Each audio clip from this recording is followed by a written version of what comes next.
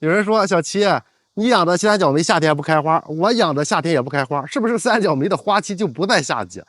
我一直给大家强调，因为我这个条件限制住了。如果说，哎，我把这个花盆咔嚓搬到外边去，它这样开花，因为我是在棚里养的，因为我要拉遮阳网，其他植物要遮阴，不能说单独为了一颗三角梅把其他植物晒死吧？就跟你在家里一样，如果你想让它开花，哎，你得有个条件，比如说你有院子，把它搬到院子里。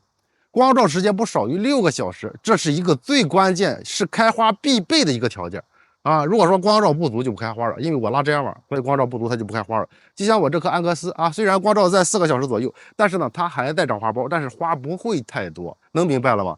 养三角梅想要开花，还是那个道理，就是首先光照时间不少于6个小时，夏季也是它的花期，温度高它不怕。它只怕缺光，把它放到太阳底下去，搬到院子里浇水的话，干透浇透；肥料的话，给它去用磷酸二氢钾。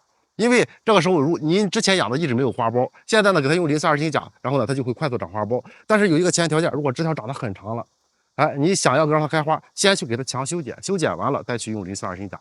啊，一般的话是10天左右一次，看着它新芽长出来的顶部带着花苞，哎，这个时候我们改用花多多2号，磷元素含量高，其他元素也不缺失的，也是10天左右一次。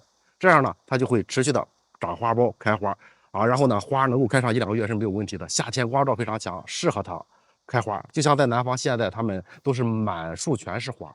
所以，如果你养了三角梅不开花的话，就去按照这个方法先修剪，保证光照时间不少于6个小时，然后呢再去用磷肥浇水，就是干透浇透。花苞长出来了以后，土干1半左右浇水就行了啊。如果通风好，土壤表面干了，及时浇水，因为它在开花消耗的水分比较多，这个时候不能缺水。学会了吗？学会了，别忘给小鸡点个赞，点个2赞的。